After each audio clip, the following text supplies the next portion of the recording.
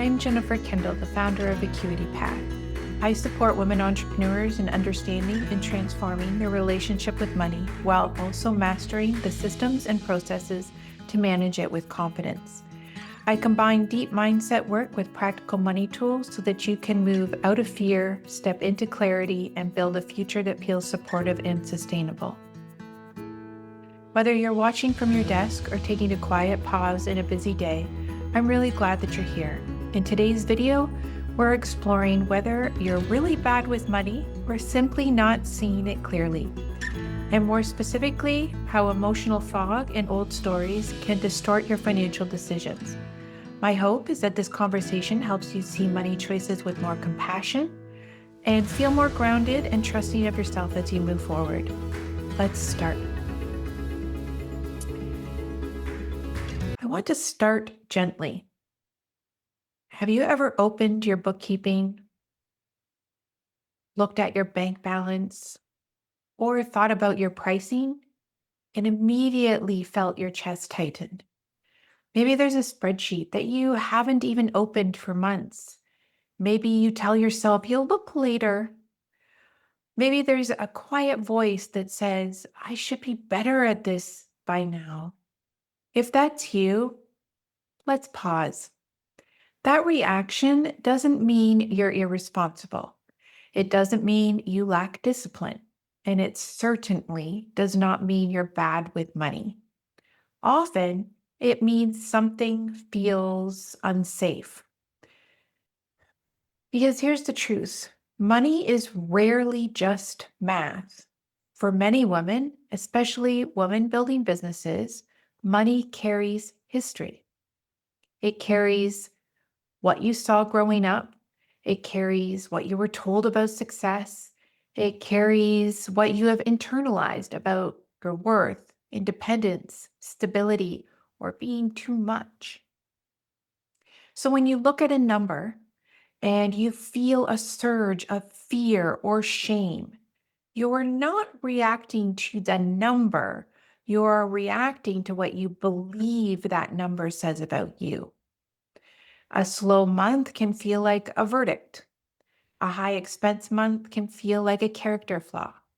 An uncertain forecast, that can feel like instability in your identity. But numbers themselves, they're neutral. They don't judge. They don't evaluate your worth. They simply reflect what happened. The emotional charge, that comes from somewhere deeper. And when those two get tangled together, that's when clarity disappears. I also want to gently normalize something else, avoidance.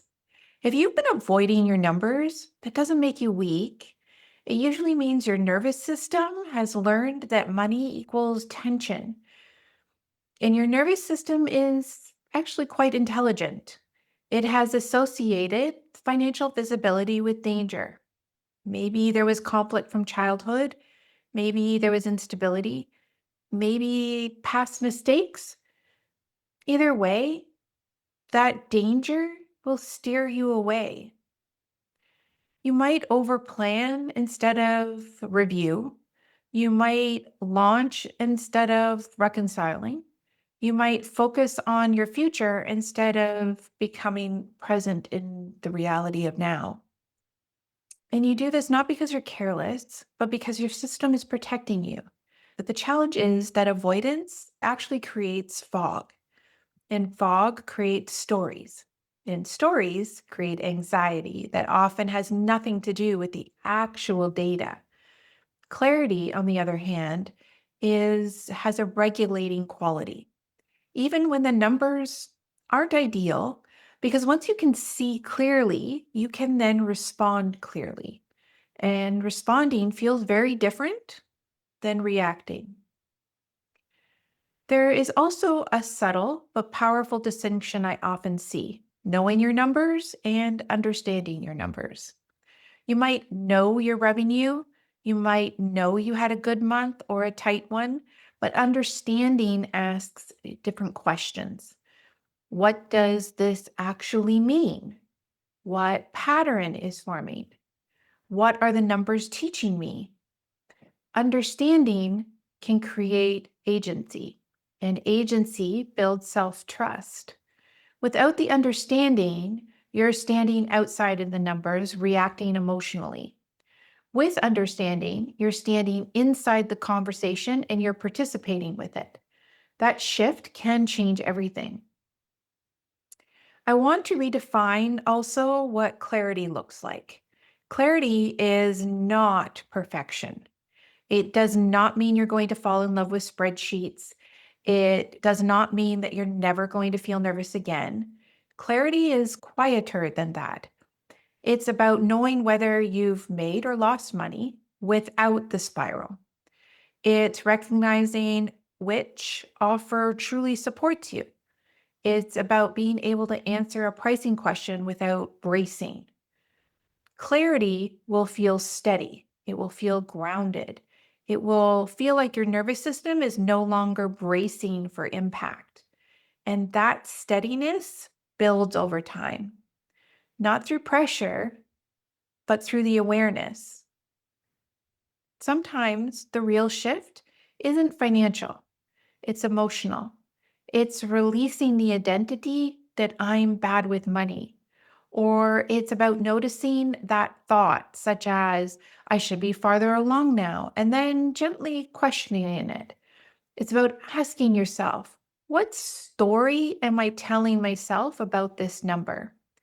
Is that story true? Or is it old? When the shame starts to soften, something powerful happens. The numbers begin to feel more like information and less like indictment.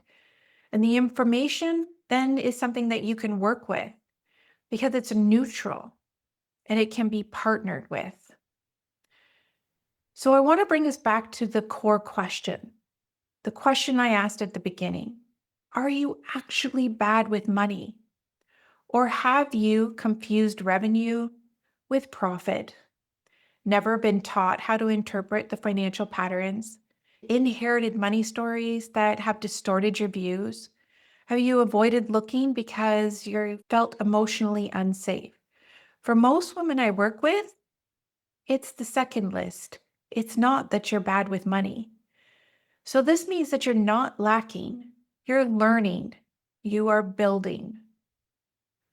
You are navigating complexity while also holding leadership, growth, family, ambition, and often a high standard for yourself. All of that, definitely not failure. All of that is expansion.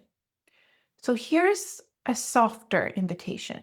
The next time you sit down with your numbers, I invite you to slow down. Notice the sensations that are happening in your body.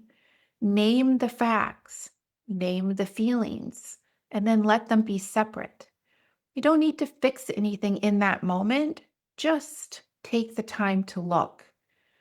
Clarity will build with quiet honesty. And when the fog starts to lift, even a little, you begin to feel something much more powerful, and you'll be able to start to trust yourself. You'll be able to make more decisions from steadiness. You can grow without fear of running the whole show. And not because you became someone different, because you're still the same person, but this happens because you allowed yourself to see clearly. If any of this resonated, I invite you to reflect. Where might you be confusing a number with your worth? And then what would shift if you approached it with curiosity versus judgment of yourself? I can't stress enough that you are more capable than you think. You are more steady than you give yourself credit for.